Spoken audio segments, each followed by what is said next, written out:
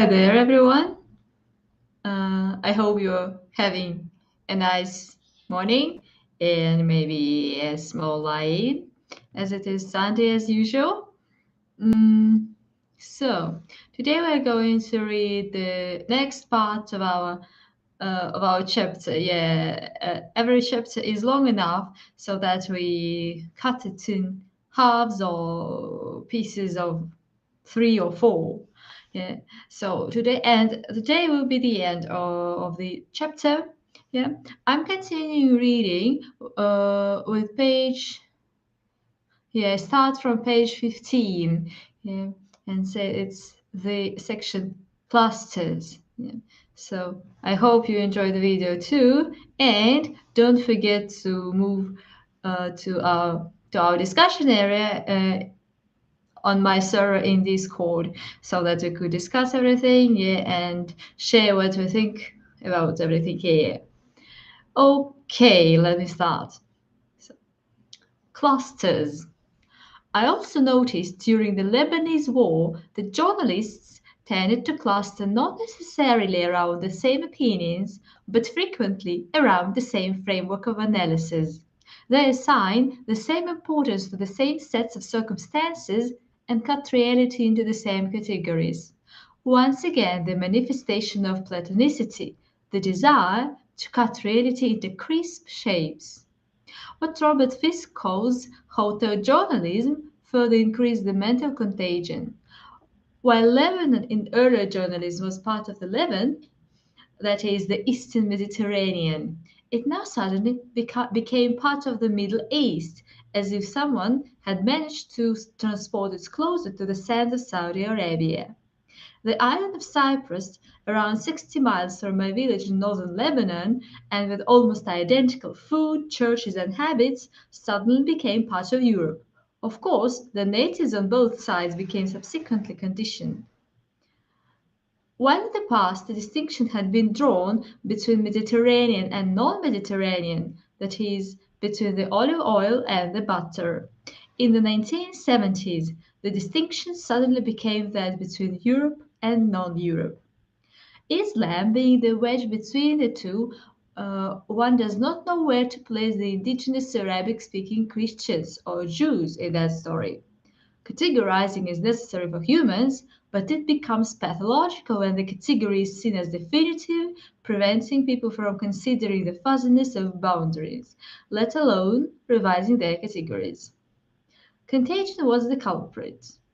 If you selected 100 independent-minded journalists capable of seeing factors in isolation from one another, you would get 100 different opinions.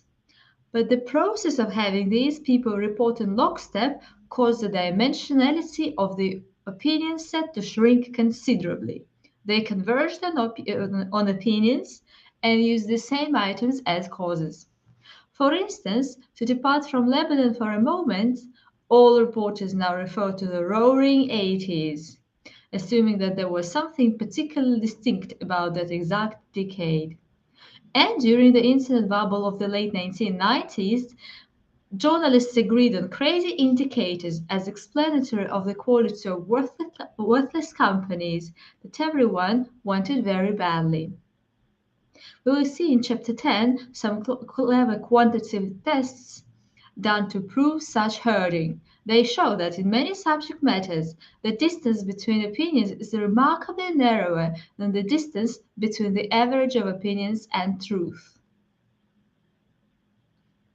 If you want to see what I mean by the arbitrariness of categories, check the situation of polarized politics.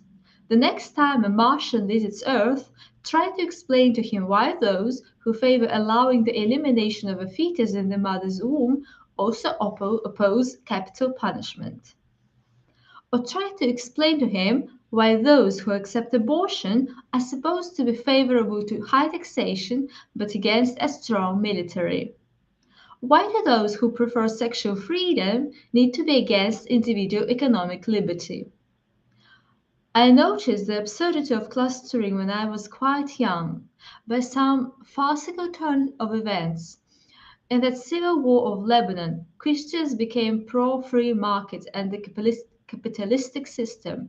That is what the journalists would call the right, and the Islamists became socialists, getting support from communist regimes. Pravda, the organ of the communist regime, called them oppression fighters, though subsequently, when the Russians invaded Afghanistan, it was the Americans who sought association with bin Laden and his Muslim peers. The best way to prove the arbitrary character of these categories and the contagion effect they produce is to remember how frequently these clusters reverse in history. Today's alliance between Christian fundamentalists and the Israeli lobby would certainly seem puzzling to a 19th century intellectual. Christians used to be anti Semites, and Muslims were the protectors of the Jews, whom they preferred to Christians. Libertarians used to be left wing. What is interesting to me as a probabilist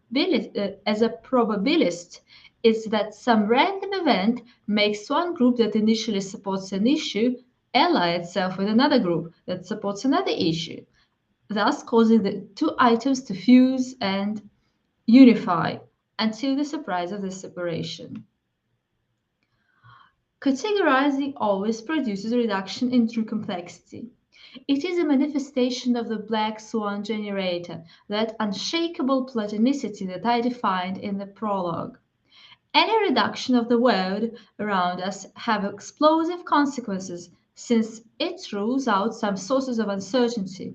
It drives us to a misunderstanding of the fabric of the world. For instance, you may think that radical Islam and its values are your allies against the threat of communism, and so you may help them develop until they send two planes into downtown Manhattan. It was a few years after the beginning of the Lebanese War, as I was attending the Wharton School at the age of 22, that I was hit with the idea of efficient markets, an idea that holds that there is no way to derive profits from traded securities, since these instruments have automatically incorporated all the available information. Public information can therefore be useless, particularly to a businessman, since prices can already include all such information, and news shared with millions gives you no real advantage. Odds are that one or more of the hundreds of millions of other readers of such information will already have bought the security, thus pushing up the price. I then completely gave up reading newspapers and watching television, which freed up a considerable amount of time, say 1 hour or more a day, enough time to read more than 100 additional books per year, which, after a couple of decades, starts mounting. But this argument was not quite the entire reason for my dictum in this book to avoid the newspapers. As we will see further benefits in avoiding the toxicity of information. It was initially a great excuse to avoid keeping up with the minutiae of business, a perfect alibi, since I found nothing interesting about the details of the business world. Inelegant, dull, pompous, greedy, unintellectual, selfish, and boring.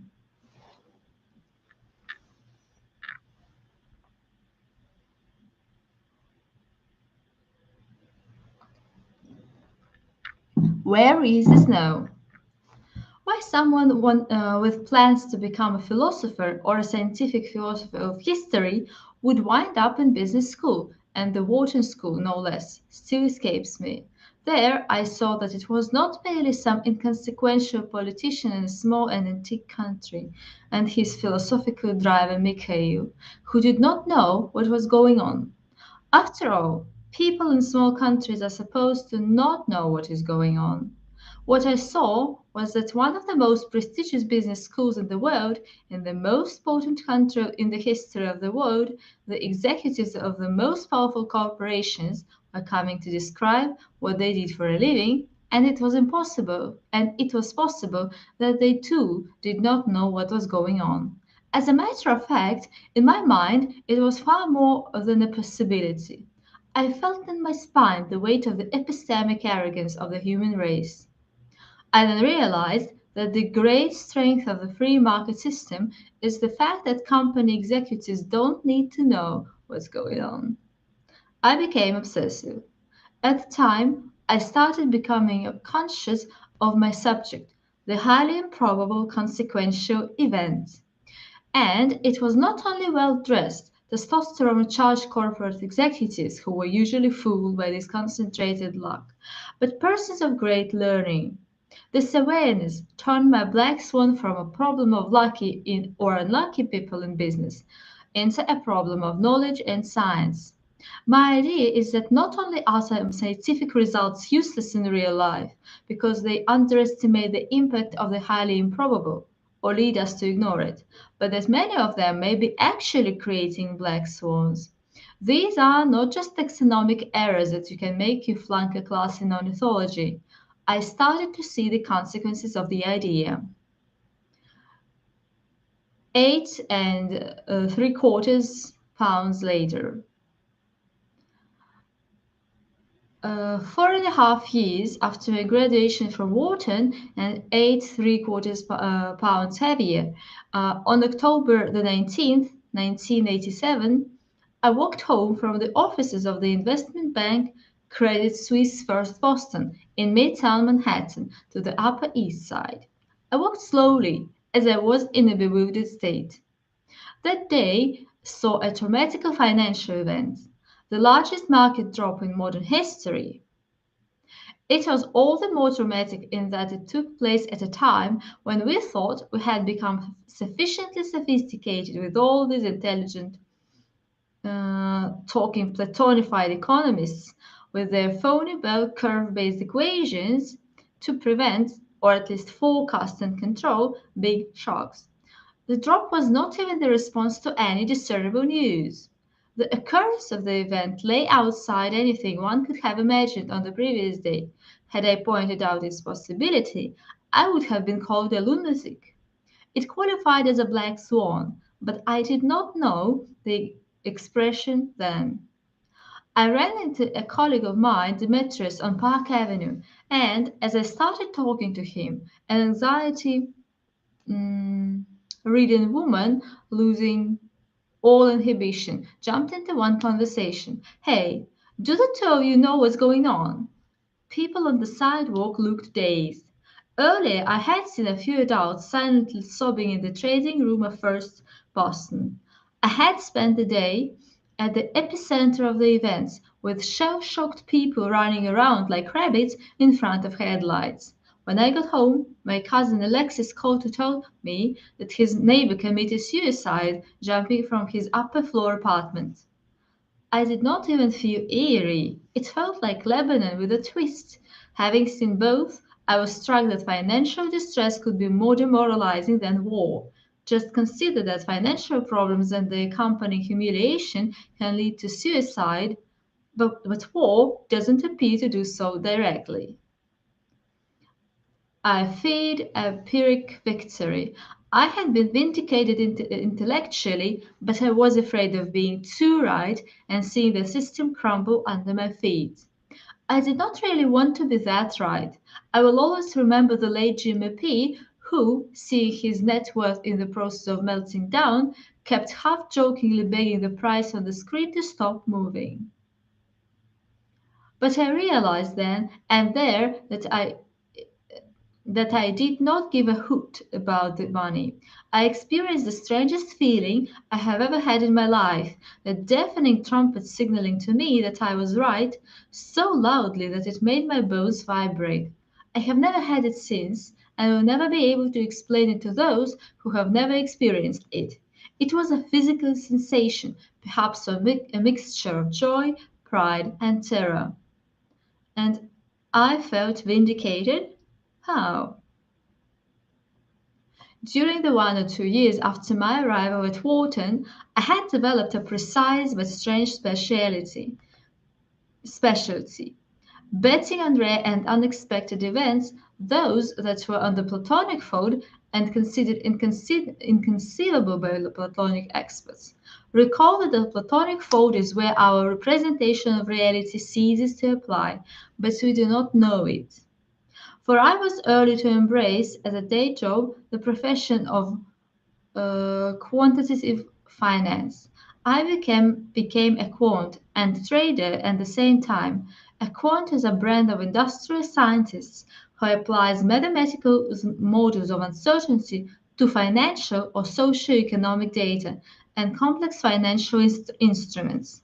Except that I was a quant exactly in reverse. I studied the flaws and the limits of those models, looking for the Platonic field where they break down. Also, I engaged in speculative trading, not just talk, which was rare for quants since they were prevented from taking risks, their role being confined to analysis, not decision making. I was convinced that I was totally incompetent in predicting market prices, but that others were generally incompetent also, but did not know it, or did not know that they were taking massive risks. Most traders were just picking pennies in front of a steamroller, exposing themselves to the high-impact rare event, yet sleeping like babies, unaware of it. Mine was the only job you could do if you thought of yourself as risk-hating, risk-aware, and highly ignorant.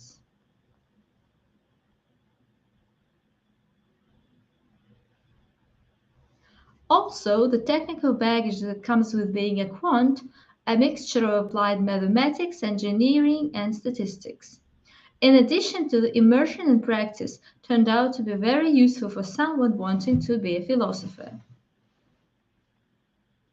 I specialized in complicated financial instruments called derivatives, those that required advanced mathematics, but for which the errors for using the wrong mathematics were the greatest. The subject was new and attractive enough for me to get a doctorate in it. Note that I was not able to build a career just by betting on Black Swan.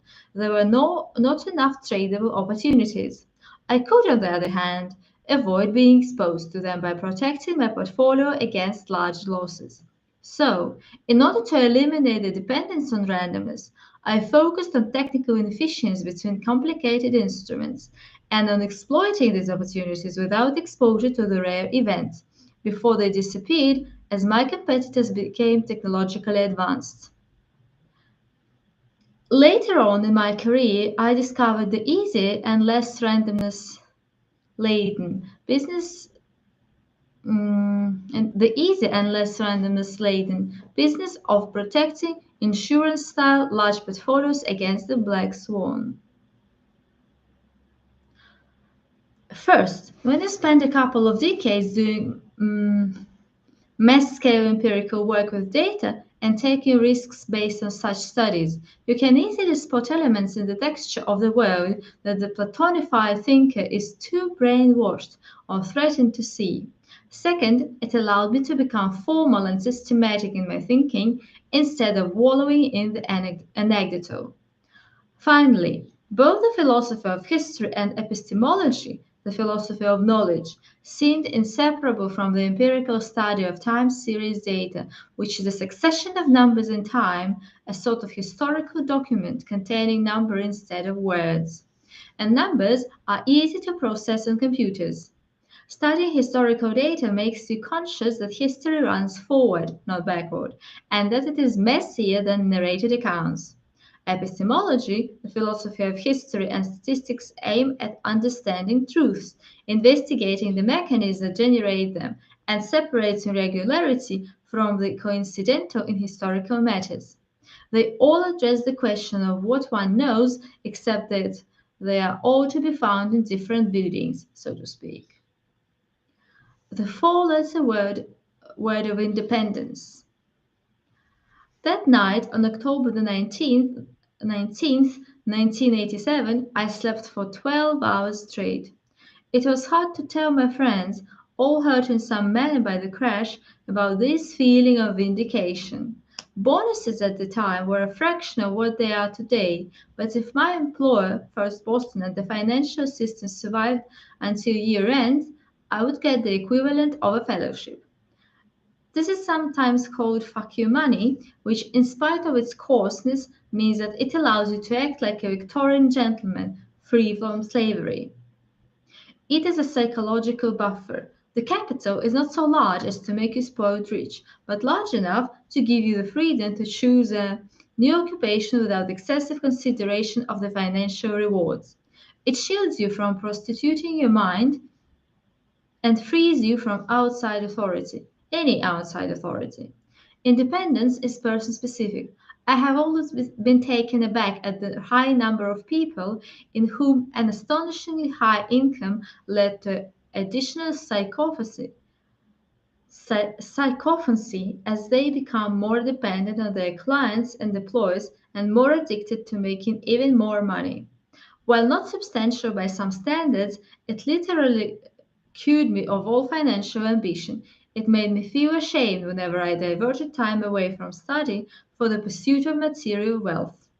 No, the designation fuck you corresponds you to the exhilarating ability to pronounce that compact phrase before hanging up the phone.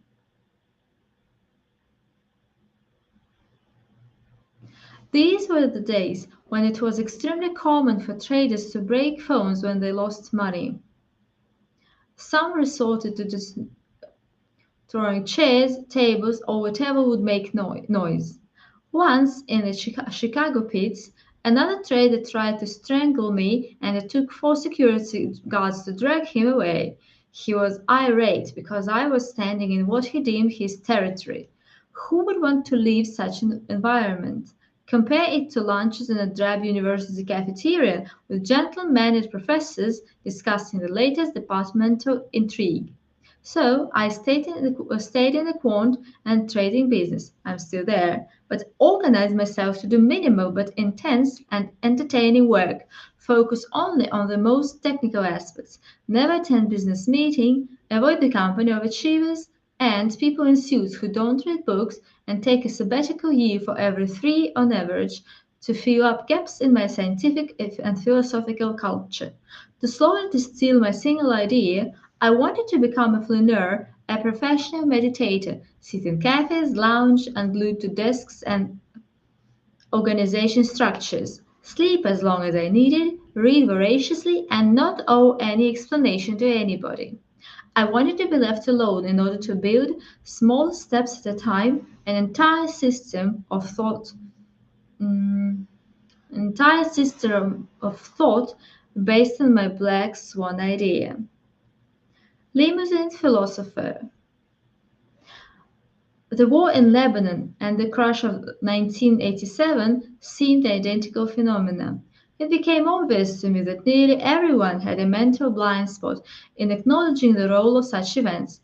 It was as if they were not able to see these mammoths, or that they rapidly forgot about them. The answer was looking straight at me. It was a psychological, perhaps even biological blindness. The problem lay not in the nature of events, but in the way we perceived them. I end this autobiographical prelude with the following story. I had no defined specialty outside of my day job and wanted none. When people at cocktail parties asked me what I did for a living, I was tempted to answer. I'm a skeptical empiricist and a flaneur reading, someone committed to getting very deep into an idea. But I made things simple by saying that I was a limousine driver. Once, on a transatlantic flight, I found myself upgraded to first class next to an expensively dressed, high powered lady dripping with gold and jewelry who continuously ate nuts, low carb guy perhaps, insisted on drinking only Evian, all the all the while reading the European edition of the Wall Street Journal.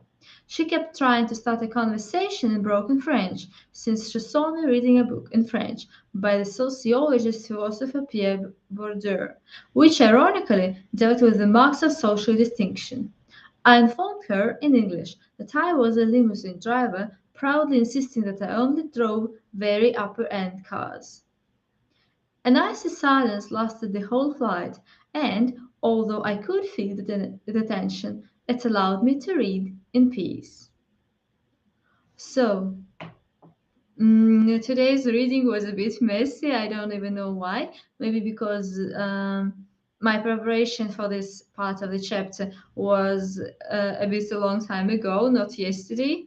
Yeah, and I forgot some of the words, and besides, maybe some other factors influenced it. So I made a lot of slips. Yeah, and um, I don't know. I'm sure that I mispronounced some of the words, but I hope I will improve my reading mm, later, naturally. Mm. Maybe it was not very obvious, but one of my ideas in reading that was also to improve my reading skills. Yeah, it's it's something that takes quite a lot of effort with me. Yeah, because mm, reading a book to yourself is much easier. I understand all the things and I can reprocess them. But here, I both need to pay attention to the pronunciation and stick to the uh, right cutting of the sentence into sections, yes, so that we could all hear the meaning exactly.